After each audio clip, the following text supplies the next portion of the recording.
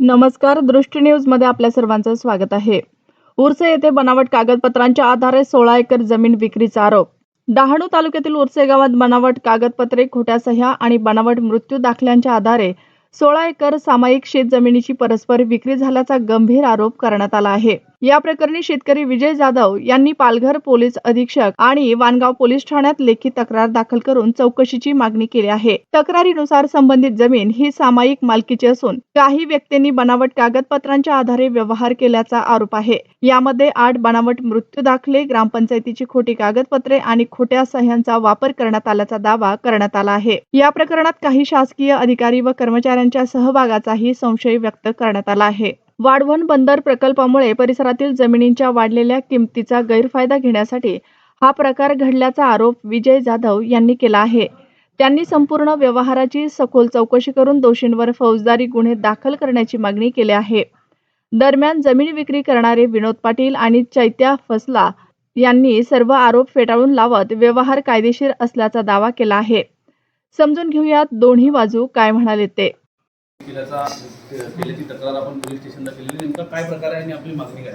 आमची 225 गट नंबरची जागा, त्याच्यामध्ये ती सामायिक जागा आहे, पण त्याच्यापैकी 2 कुटुंब जे आहेत, विनोद लक्ष्मण पाटील आणि चैत्या मुळा फसाला यांनी ही सामायिक जागा असताना सुद्धा आम्हाला कोणत्याही प्रकारची कल्पना न देता खोटे मृत्यू दाखले घेऊन आणि त्या खोट्या मृत्यू दाखल्यांच्या आधारावरती परस्पर प्रशासनाला त्यांनी खोटी माहिती देऊन आणि हे फेरफार करून ही जागा परस्पर विकलेली आहे। आमच्या वडिलांचं नाव चिमा गणू पाटील झालेलं होतं तांत्रिक अडचणीमुळे, त्या नावाचा गैरफायदा घेऊन आणि ही जागा यांनी विकलेली आहे। त्यांनी त्याला मयत दाखवला 95ला आणि तीच व्यक्ती परत 2025ला झोन दाखला मिळवण्यासाठी प्रयत्न करते आणि अशा प्रकारचे हे खोटे बनावट मृत्यू दाखले आणि खोटे प्रतिज्ञापत्र बनवून पोलीस पाटलाकडून खोटा मृत्यू दाखला घेऊन आणि हे फेरफार त्यांनी टाकलेले आहेत आणि हे असे फेरफार बनवून त्यांनी मनीषभाई लाभूभाई सुतरिया यांना ही जागा विकून आणि त्याचं त्यांनी रजिस्ट्रेशन सुद्धा केलेलं आहे। तर माझी अशी मागणी आहे की अशा प्रकारचं हे खोटं काम करणारे जे लोक आहेत, विनोद लक्ष्मण पाटील आणि कुटुंबीय आणि त्याचप्रमाणे चैत्या मुळ्या फसाला यांचं कुटुंबीय यांच्यावरती फ्रॉडची केस दाखल व्हावी आणि त्यांना सहकार्य जे करणारे जे कोणी दलाल आहेत, पैशांच्या हव्यासापोटी काम करणारे, पैसे मिळावे याच्यासाठी खोटं काम करणारे, त्यांना सहाय्य करणारे जे जे कोणी असतील त्यांच्यावरती सुद्धा गुन्हा दाखल होऊन त्यांना सुद्धा कठोरात कठोर शासन झालं पाहिजे, जेणेकरून आमच्या उर्से गावात अशा प्रकारचा प्रकार होऊ नये आणि एखाद्या सामान्य शेतकऱ्याची अशा प्रकारची फसवणूक होऊ नये। याच्यासाठी आमचा हा प्रयत्न आहे। आम्हाला जो काही त्रास झालेला आहे, प्रचंड त्रास झालेला आहे, कदाचित हे प्रकरण यशस्वी झालं तर इतर शेतकऱ्यांना सुद्धा त्याचा खूप त्रास होईल, म्हणून या प्रकरणाची वेळी शासनाने दखल घेऊन आणि या प्रकरणामध्ये फ्रॉडची केस दाखल करून आम्हा गरीब शेतकऱ्यांना न्याय मिळवून देण्याचा प्रयत्न करावा। साधारणतः किती जमीन विक्री झालेली आहे आणि व्यवहार किती झाला? त्या लोकांनी विक्री 16 एकरची विक्री केलेली आहे आणि पेपरवरती त्यांनी 99 लाख रुपये त्यांना दिल्याचं आपल्या रजिस्ट्रेशन मध्ये दिसत आहे। अशा प्रकारचा त्यांचा हा व्यवहार झालेला आहे। किती जणांविरोधात आपण तक्रार केली? 10 जणांविरुद्ध तक्रार केली आहे। विनोद लक्ष्मण पाटील, अर्चना अतुल तपकिरे, रामचंद्र गणू पाटील, गीता गोपाळ पाटील, स्वप्नील गोपाळ पाटील, निलेश गोपाळ पाटील, पांडू गणू पाटील, चैत्या मुळ्या फसाला, नंदू मुळा फसाला आणि रेजिना गंगाराम गोरवाला या 10 जणांवरती ही जागा विकणारे हे आहेत, त्यांच्यावरती आम्ही तक्रार दाखल केलेली आहे पोलीस स्टेशन। पोलिसांचं काय म्हणणं आहे? पोलिसांना आम्ही तक्रार दाखल केल्यानंतर आम्हाला एक दिवशी जबाबाला बोलवलं होतं। समोरच्या पार्टीपैकी चैत्या मुळ्या फसाला यांना पण जबाबाला बोलवलं होतं। माझा जबाब घेतला, त्यांचा घेतला की माहिती नाही, पण पोलिसांना वेळोवेळी आम्ही जेव्हा फोन केलं तेव्हा सांगितलं की आता असे जबाब झालेले, आता प्रकरण सरकारी वकीलकडे पाठवलेलं आहे, कोणत्या प्रकारचं काय गुन्ह्यातली त्यांच्यावरती आपण केस दाखल करू शकतो याची सगळी चौकशी आम्ही करतो। ती चौकशी पूर्ण झाल्यानंतर आम्ही याच्यावरती केस दाखल करू असं त्याने आश्वासन दिलेलं आहे। आमची काय त्याच्यात 16 एकर जागा आहे ते आम्ही विकली। मग त्याला विश्वासाला घ्यायची गरज नाही लागली? नाही, तो दावा करतो आम्हाला विश्वास लागेल आमची जागा वाटते। आम्ही कातकरी समाजाचे, ते कसे दावा करणार त्या जागेवरती? त्यांची जागा ते त्यांच्या नावावरती करून घेतली, मग त्यांचा प्रश्न काय ना त्याच्यावरती? काय तो पुढचा विचार बघू काय करायचं ते। नाही, त्याच्यात कोणीच मध्यस्थी काही केली नाही आणि त्यांची दलांमधून ते नावं घेतले, ते विजेते त्यांचे नावं हे करून टाकायला सांगा त्यांना। नाही, कोणीच नाही, काय नाही कोणी केलंय।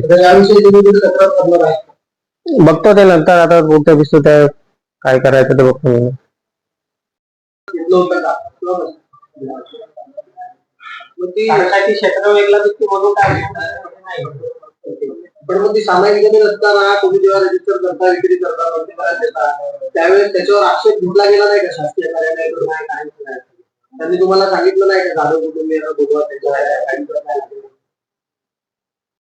त्या प्रकरणामध्ये तुम्ही जे जमीन विक्री केलेली आहे त्यासाठी कुठे नोटीस आपली आहे कुठे प्रतिज्ञापत्र देण्याचा आरोप विजय जाधव यांनी केला त्याच्यावर काय? त्यांचं म्हणणं एकदम चुकीचं आहे. मी माझ्या 2015 आणि 2016ला 2 दाखले आणलेले आहेत. एक लक्ष्मण गणू पाटील आणि गौराय गणू पाटील हे 2 दाखले मी माझ्या 2015 आणि 2016ला घेतलेले आहेत आणि ते ग्रामपंचायतीमध्ये नोंद आहे. आणि माझ्या वडिलांचा दाखला 2004चा आहे.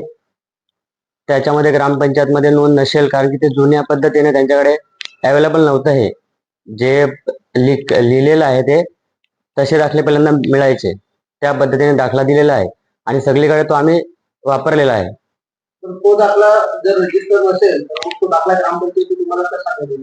ग्रामपंचायत पहिल्यांदा आपण सांगायचं होतं ग्रामपंचायतला का हा व्यक्ती मृत्यू झालाय मग ते 21 दिवसांनी द्यायचे. मग तिथे जाऊन आपण तिथे नोंद केलेली आहे पण त्याने नोंद केली की नाही ते आपल्याला एवढं माहिती नाही. ऑनलाईन नव्हता पहिल्यांदा ऑफलाईन दाखले भेटायचे. ती सामायिक होती आणि किती लोकांची होती तुम्हाला नंबर बघता?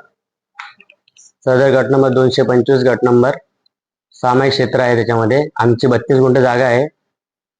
32 गुंठ आम्ही त्याचा व्यवहार फक्त केलेला आहे. 36 गुंठाचा व्यवहार आमचा केलेला आहे. त्यांचं म्हणणं आहे की ती पूर्ण 19 एकर जागा विकली त्याच्यामध्ये आमची फक्त आमच्या साडी मात्र पण 1 इंची पण जागाचा संबंध नाही. आमचा 36 गुंठ्याचा जो हे होता व्यवहार होता त्या व्यवहारानुसारच आम्ही रक्कम घेतलेली आहे. दुसरी 15 की 16 एकर सांगतात ते त्यांच्यात आपला काही संबंध नाही. मग ती सामायिक जागा होती मग ती जागा विकताना तुम्ही इतर जे काय आपले भूमंडळ होते किंवा जे वहिवाटदार होते त्यांच्या सगळ्यांच्या सह्या किंवा त्यांची परवानगी अशी काय ना घेतली. सामायिक क्षेत्र विकताना सगळ्यांच्या सह्या लागतात नाही अशी पोलीस तक्रार झालेली नाही.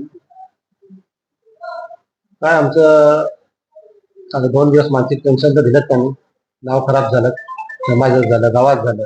आम्ही काही चुकी नसताना त्यांनी खूप हे केलं. बघू काय पुढे होतं ते काय करायचं काय नाही करायचं ते विचार तुम्ही पुढे काय करणार विचार आणखी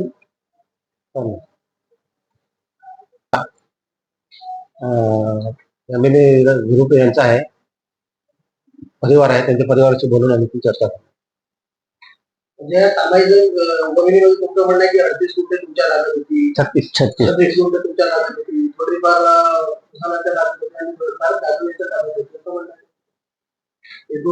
त्यांचं जे क्षेत्र आहे ते सगळं वेगळं आहे. आमचं क्षेत्र वेगळं आहे. फक्त एवढंच काही सामायिक क्षेत्र आहे. सामायिक क्षेत्र आहे पण तुमच्या